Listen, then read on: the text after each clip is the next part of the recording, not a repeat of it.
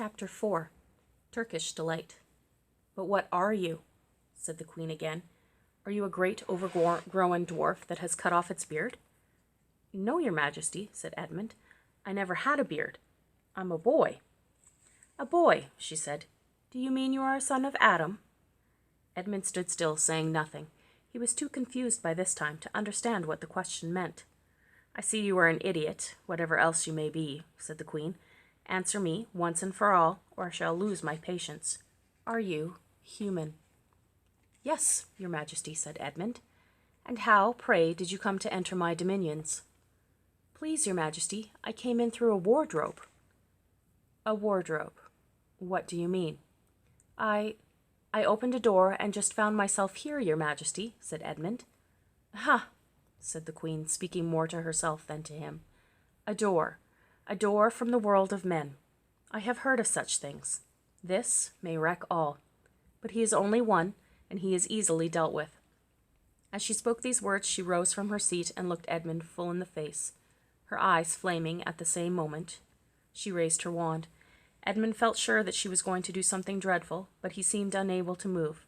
Then, just as he gave himself up for lost, she appeared to change her mind. "My poor child," she said in quite a different voice, "how cold you look. Come and sit with me here on the sledge, and I will put my mantle around you, and we will talk." Edmund did not like this arrangement at all, but he dared not disobey. He stepped onto the sledge and sat at her feet, and she put a fold of her fur mantle around him and tucked it in well.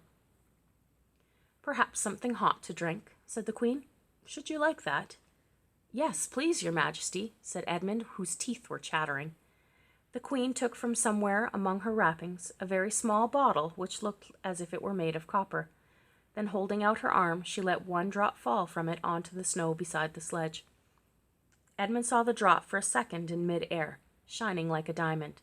But the moment it touched the snow, there was a hissing sound, and there stood a jeweled cup full of something that steamed.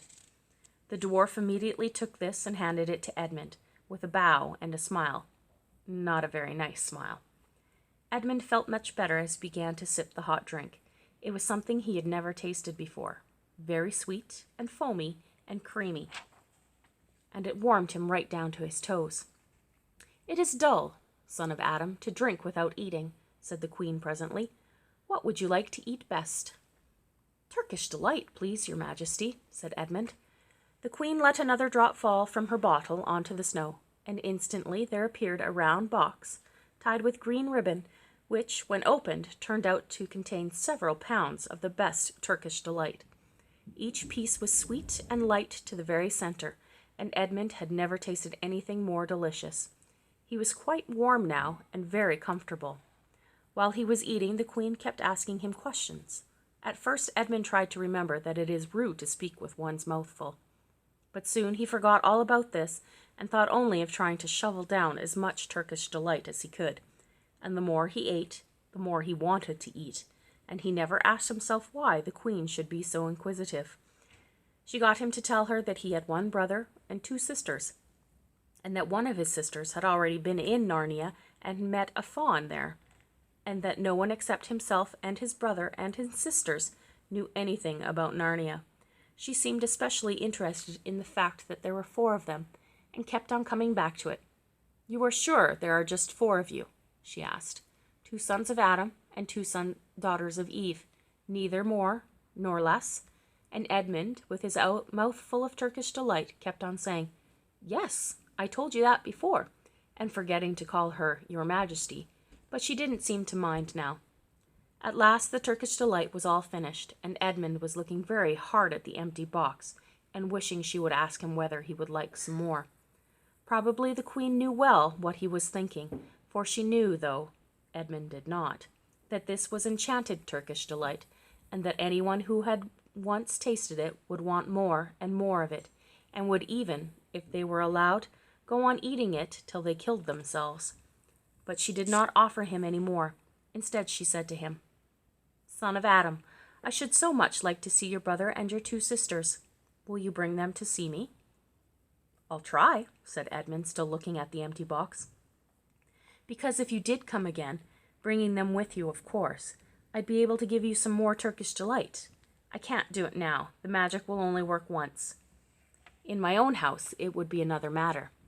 Why can't we go to your house now? Said Edmund.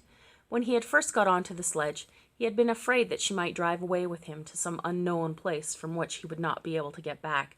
But he had forgotten about that fear now. It is a lovely place, my house, said the Queen. I am sure you would like it. There are whole rooms full of Turkish delight. And what's more, I have no children of my own. I want a nice boy whom I could bring up as prince, and who would be king of Narnia when I am gone. While he was prince, he would wear a gold crown and eat Turkish delight all day long, and you are much the cleverest and the handsomest young man I have ever met. I think I would like you to make you the prince some day when you bring the others to visit me. Why not now? Said Edmund. His face had become very red, and his mouth and fingers were sticky. He did not look either clever or handsome, whatever the Queen might say. Oh, but if I took you there now, she said, I shouldn't see your brother and sisters. I very much want to know your charming relations. You are to be the prince, and, later on, the king. That is understood. But you must have courtiers and nobles. I will make your brother a duke and your sisters duchesses. There is nothing special about them, said Edmund, and anyway, I could always bring them some other time. Ah, but once you are in my house, said the Queen, you might forget all about them. You would be enjoying yourself so much that you wouldn't want to bother to go fetch them. No, you must go back to your own country now, and come to me another day, with them. You understand. It is no good coming without them. But I don't even know the way back to my own country, pleaded Edmund. That's easy, answered the Queen. Do you see that lamp? She pointed with her wand, and Edmund turned and saw the same lamp-post under which Lucy had met the fawn. Straight on, beyond that, is the way to the world of men. And now, look the other way. Here, she pointed in the opposite direction. And tell me if you can see two little hills rising above the trees. I think I can, said Edmund. Well, my house is between those two hills, so next time you come, you have only to find the lamp-post and look for those two hills, and walk through the wood till you reach my house. But remember, you must bring the others with you. I might have to be very angry with you if you came alone. I'll do my best, said Edmund. And by the way, said the Queen, you needn't tell them about me. It would be fun to keep a secret between us two, wouldn't it? Make it a surprise for them. Just bring them along, though, to the two hills. A clever boy like you will easily think of some excuse for doing that. And when you come to my house, you could just say, let's see who lives here, or something like that. I am sure that it would be best. If your sister has met one of the fawns, she may have heard strange stories about me, nasty stories that might make her afraid to come to me. Fawns will say anything, you know. And now, please, please, said Edmund suddenly, please, couldn't I just have one piece of Turkish delight to eat on the way home? No, no, said the Queen with a laugh. You must wait until next time. While she spoke, she signaled to the dwarf to drive on. But as the sledge swept away out of sight, the Queen waved to Edmund, calling out, next time, don't forget, come soon. Edmund was still staring after the sledge when he heard someone calling his own name. Looking around, he saw Lucy coming toward him from another part of the wood. Oh, Edmund, she cried, so you've got in too? Isn't it wonderful? And now... All right, said Edmund. I see you were right, and it is a magic wardrobe after all. I'll say I'm sorry if you like, but where on earth have you been all this time? I've been looking for you everywhere. If I had known you'd got in, I'd have waited for you, said Lucy, who was too happy and excited to notice how snappishly Edmund spoke, or how flushed and strange his face was. I've been having lunch with dear Mr. Tumnus, the fawn, and he's very well, and the White Witch has done nothing to him for letting me go. So he thinks she can't have found out, and perhaps everything is going to be all right after all. The White Witch, said Edmund. Who's she? She's a perfectly terrible person, said Lucy. She calls herself the Queen of Narnia, though she has no right to be queen at all. And all the fawns and the dryads and the naiads and the dwarfs and the animals, at least all the good ones, simply hate her. And she can turn people into stone and do all kinds of horrible things. And she has made a magic so that it is always winter in Narnia. Always winter, but it never gets to Christmas. and she drives about on a sledge drawn by reindeer, with wand in her hand and a crown on her head. Edmund was already feeling uncomfortable from having eaten way too many sweets, and when he heard that Lucy, the lady he had made friends with, was a dangerous witch, he felt even more uncomfortable. But he still wanted to taste that Turkish delight again, more than he wanted anything else. "Who told you all that stuff about the White Witch?" she asked. "Mr. Tumnus, the faun," said Lucy.